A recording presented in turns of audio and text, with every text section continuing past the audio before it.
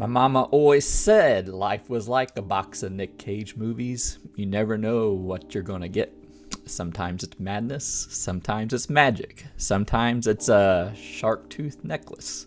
Hey everyone, welcome back. Today we're diving deep into The Surfer, Nicolas Cage's latest psychological thriller from this year, directed by Lorcan Finnegan. Does it ride the wave or wipe out spectacularly? Let's find out. Nicolas Cage plays a man, known only as the Surfer, who returns to his home to buy back his childhood home for his family. He takes his teenage son, the Kid, played by Finn Little, to an idyllic Australian beach to surf and reconnect. But the local surfing gang, led by a guru named Sully, played by Julian McMahon, wants nothing to do with outsiders. What follows is a maddening descent of gaslighting, vandalism, and surreal psychological torture, as the surfer loses his grip on reality while trying to close the deal and hold on to his sanity and his surfboard. If you ever wondered what it'd be like if the manosphere met Mandy, this film kinda nails it. Nicolas Cage is a prolific and interesting actor of our time. Sure, there's movies I won't give a second of my life to watch, but he does pick very interesting projects and some brilliant stuff.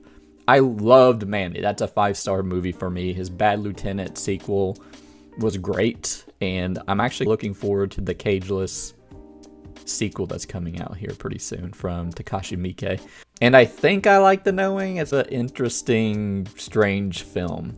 So basically, watching one of his movies is playing Russian roulette. You might waste your time with a turd or get a brilliant masterpiece. This was directed by Lorcan Finnegan. I've watched Vivarium and I remember liking it. The Surfer is visually stunning. A film drenched in 70s inspired color and lighting that feels both gorgeous and kind of grotesque in a way. It's like a sunburned psychedelic nightmare. The hyper stylized cinematography mirrors the Surfer's spiraling madness and gaslighting, making you question what's real, much like a good Nick Cage movie does. The Surfer premiered at the midnight screenings at Cannes in 2024. This is a perfect slot for something that's both a little art house and just weirdly intense. The movie is hyper stylized, and Nick Cage's character descends into madness through gaslighting exposure to the elements. It goes gonzo bananas, even kind of gaslights the audience. I was wondering if there's some sort of twist to it. And he's constantly getting harassed by this gang of manosphere surfer cult. It's very strange as it sounds, but it's awesome. And you grow more uncomfortable and anxious as the movie goes on. You don't know what's real, what isn't through his exposure. And it does have a little bit of biting commentary on toxic masculinity, but it does it without becoming a preachy lecture. It makes for very good hateable villains, and Julian McMahon, holy shit, is he got such a punchable fucking face, and he plays that villain role to a T, even for a 50-year-old with the type of haircut he has. And I think it has a little bit of commentary on unhoused people and how we treat them, and again, just not done with hitting you over the head with it. It's just a subtle thing that I noticed. And Cage is just obsessed with getting his childhood home back to the detriment of himself. He's divorced. His kid wants nothing to do with him. He's literally sacrificing his phone, his watch, his wedding ring, his connections to time and love as he descends into madness trying to fix his past.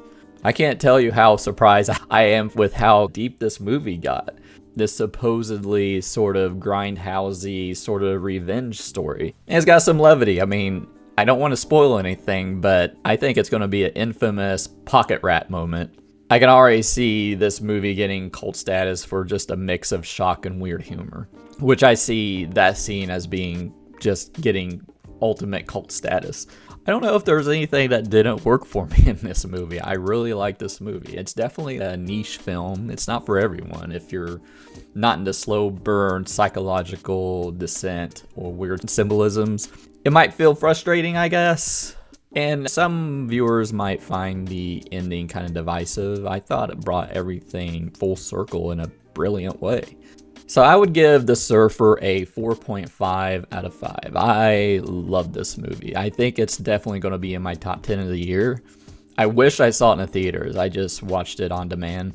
It's a wild ride. It's confusing, it's beautiful, disturbing, and perfectly Cage.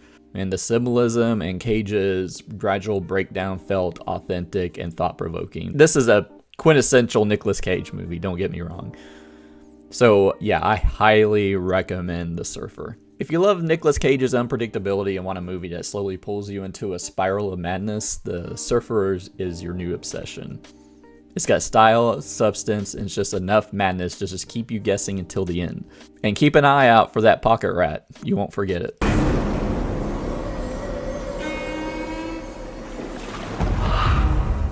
But did you see The Surfer? What did you think of it? And what is your favorite Nicolas Cage role or movie?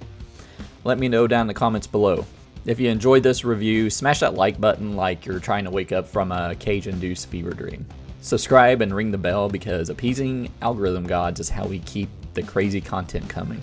Also, check out my playlist below for more wild rides through movies you love or love to hate. And I'll see you later. Bye.